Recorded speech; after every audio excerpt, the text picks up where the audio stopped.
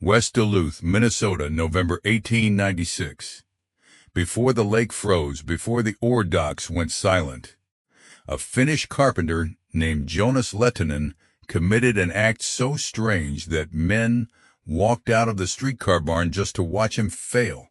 He was building a house out of streetcars. Not one streetcar. 3. A varnished passenger car with cracked green paint, a square freight trailer with no windows, and a short snow sweeper car whose iron brush had already been stripped for scrap. Their wheels were gone. Their trucks were gone. They sat on cedar cribbing behind a coal yard, lifted above the black mud like dead boats on blocks. Jonas stood beneath them with a brace, a hammer, and a mouthful of nails, fastening the three bodies together with oak sills, iron straps, and bolts thick enough to hold a dock crane. Across the yard, Harold Pike, superintendent of the Duluth Street Railway, watched with his coat collar turned up and a look of professional disgust. "That is not a dwelling," Pike said. "That is a junk pile with a chimney." The men laughed because it was easier than admitting they did not understand what they were seeing. A house that narrow could not be warm. A house made of old cars could not survive a Lake Superior winter. A house with one stove and 3 separate shells was not ingenuity. It was a coffin being built in public. Jonas heard every word. He did not look up. He only turned the wrench again, drawing the cars closer together, making 3 rejected bodies into one long, stubborn spine. And what nobody in that yard knew was that Jonas was not thinking like a builder. He was thinking like a man who had spent his life keeping cold water out of wooden hulls, cold air out of fish lockers, and winter out of places winter was determined to enter.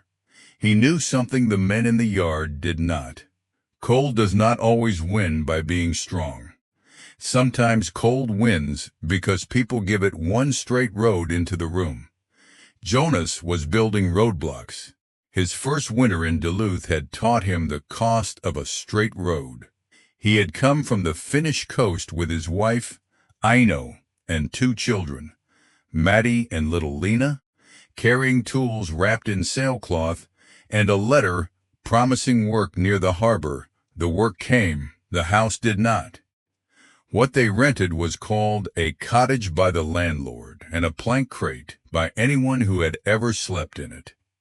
It stood on the low ground west of the yards, its walls made from cheap pine, its roof patched with tar felt, its windows loose enough to breathe in a gale. In October, it seemed poor but survivable. By December, it became an instrument of punishment. The stove glowed red in the center of the room, but 4 feet away, the floorboards held frost. At night, Aino put a cup of water on the shelf beside Lena's bed, and by morning the cup had a white crust thick enough to crack with a spoon. Wet mittens did not dry. They froze into small curved fists. The Bible on the table curled from damp and then stiffened, its pages holding together at the edges like they had been glued. Once, Aino lifted a loaf of bread she had left near the window, and the bottom of it had frozen so hard it rang against the table. That was the first time Jonas stopped blaming the stove. The stove was doing its work. The house was throwing that work away. He began to watch the room the way he watched a leaking hull. The problem was not one hole. It was a system. Heat climbed to the ceiling, slapped against the cold boards, died there, and rolled back down on the family as a draft. Wind pushed through nail gaps, window frames, floor cracks, and every joint where cheap lumber had shrunk. The walls did not slow winter. They introduced it. Across the lane, the Mercers fought the same fight. Ben Mercer worked the coal dock by day and split wood by lantern at night. His wife, Ruth, lined the walls with old newspapers and feed sacks. By New Year's week, their baby slept inside, a drawer pulled near the stove because it was the only place in the room where breath did not turn silver. Everyone called it normal. Jonas did not. He had built bulkheads for lake boats. He had repaired ice houses along the harbor. He had worked on fish cars lined with cork, felt, sawdust, and dead air spaces, where a wall was not one wall, but a series of delays. The old men in the ship's sheds had a saying, "Never give cold a clean path." It sounded simple. In Duluth, it became survival.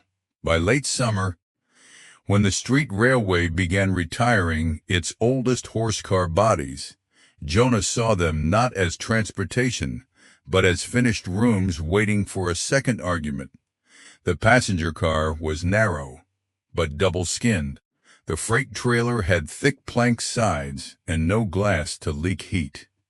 The little snow sweeper shell was scarred and ugly, but it had a tight roof and a high cupola that would take a pipe cleanly through the wind.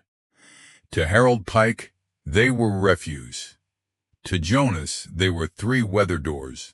He bought them for almost nothing because nobody believed they were worth the hauling. Then he began the work that made the yard laugh. First came the cribbing. He laid cedar timbers 2 feet above grade, because frozen ground steals heat like a thief with patient hands. The height also kept drifted snow from packing against the floor and turning the underside into ice. Then he cut away the end panels. Not wide open, never wide open. Jonas made the opening small, offset, and framed like companionways on a boat, so no gust could look through one car and see the next. He lined the joints with tarred felt, oakum, and strips of canvas soaked in boiled linseed oil. He did not trust a single seam. He packed each seam twice, then covered it with a skirt of thin boards. The passenger car became the living room and sleeping space. The freight trailer became the cold room. Storage tools, potatoes, coal buckets, wet boots, and anything winter could touch without touching the family. The snow sweeper became the kitchen and entry, the place where the door opened, the snow fell off shoulders, and the first bite of wind was forced to spend itself. 1 stove went in the passenger car, not 2, not 3. 1 cast iron stove, set low and fed carefully. Jonas ran the pipe along the ceiling instead of straight up, through a sheet iron sleeve into the freight trailer. Then on into the kitchen car before turning it up through the cupola. The men called it foolish. "Smoke will stall in that run," Wilbur Kane, the car barn foreman, told him. "You'll choke your own family before January." Jonas tapped the pipe with 1 knuckle. "Only if the pipe is cold." Kane shook his head. "And when the lake wind hits that cupola, then the draft will pull harder." That answer only made the men laugh again. But Ino did not laugh. She watched from the plank cottage with Lena on her hip, looking at the 3 dead streetcars joined end to end, and her faith came in waves. Some mornings, she believed in Jonas because she had seen him fix things no one else could fix. Some nights, when the wind slid under the door and the baby coughed, she wondered whether love could make a man too certain. "Are you sure?" she asked him, while he rubbed tar from his fingers with coal oil. Jonas looked toward the rented cottage, where frost feathered the inside of the window glass. "No," he said. Then he looked at the streetcars. "But I am sure that house is killing us slowly." The first hard cold came in the 2nd week of December. Not a storm yet. Just the lake turning black, the air sharpening, the rails singing under contraction. The Mercers fed their stove until the lid warped. The Lehtonens moved. They carried mattresses, a trunk, 2 chairs, a wash basin, a stack of chip plates, and Eno's bread bowl into the long streetcar house, while the yardmen stood with their hands in their pockets and made bets. By dusk, the first fire was lit. At first, nothing dramatic happened. That was the first sign. The passenger car warmed slowly. The heat stayed low. It did not rush to the ceiling and vanish. It settled into the wood, into the cushions Jonas had rebuilt from wool scraps, into the floor planks he had insulated underneath with dry sawdust packed between lath strips. The kitchen car remained cooler, but not cruel.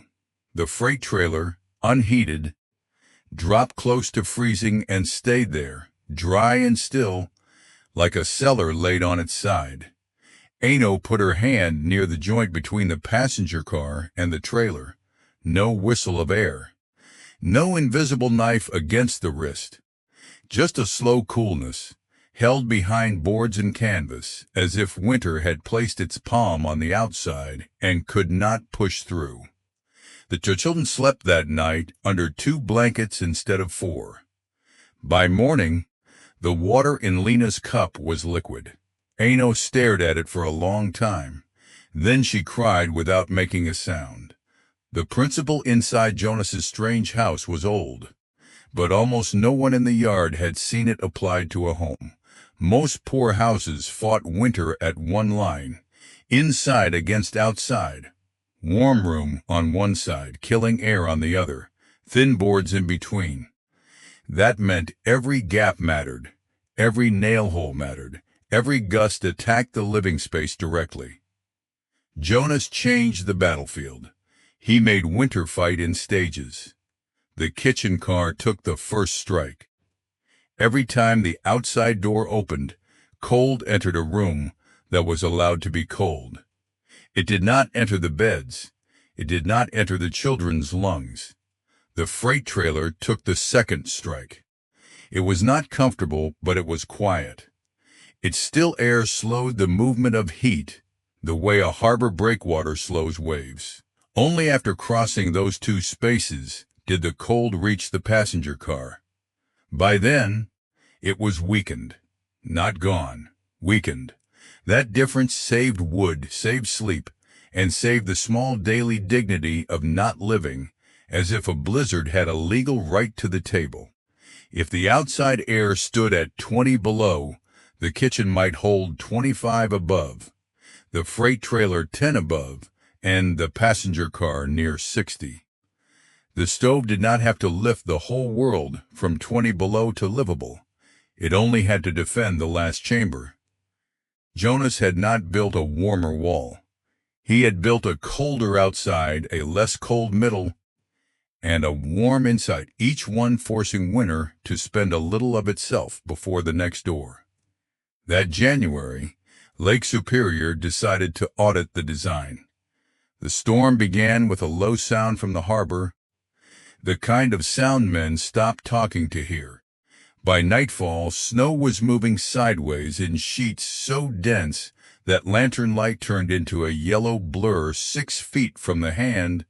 The newspapers later called it a gale.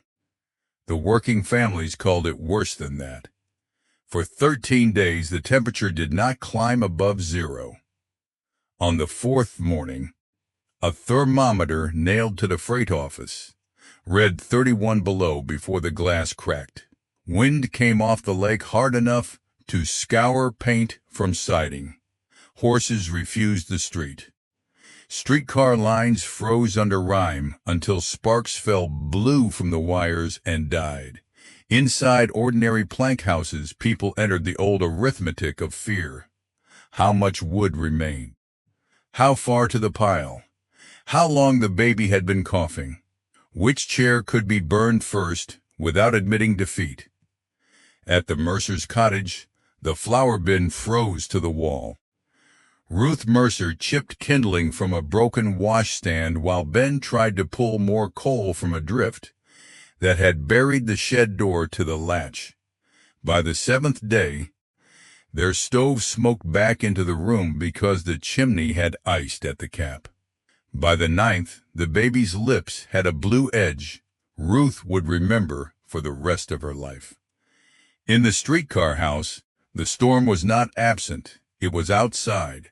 That was the miracle, if anyone wanted to use that word. Not that the place became summer. Not that cold vanished. But that the family could place the storm somewhere else.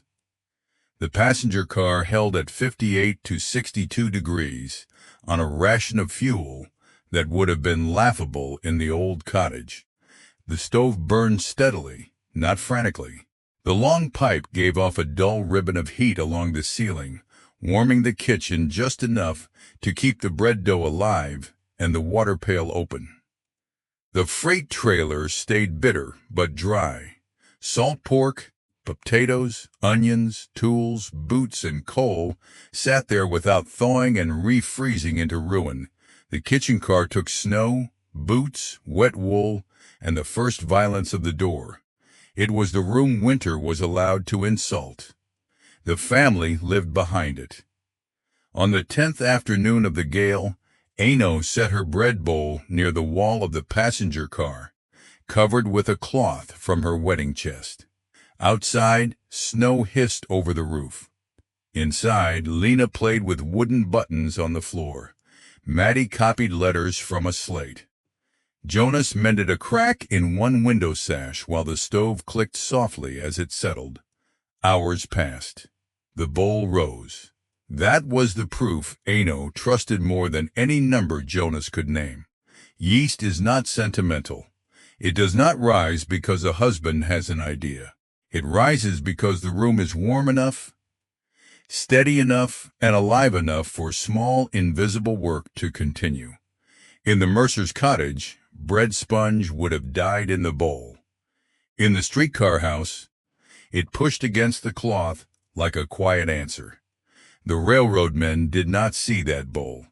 They saw the house from the outside, half buried, its rounded roofs combed with snow.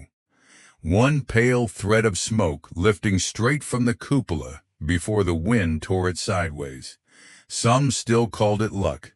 Then Harold Pike came to the door.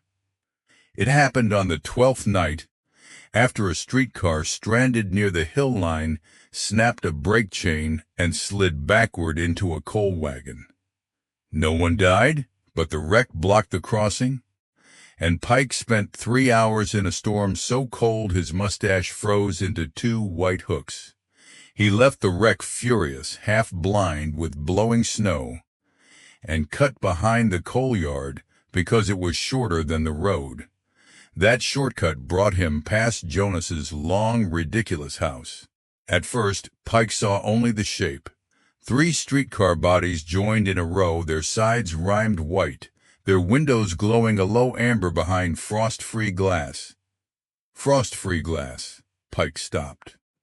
Every window in every plank dwelling he had passed that night was blind with ice from the inside.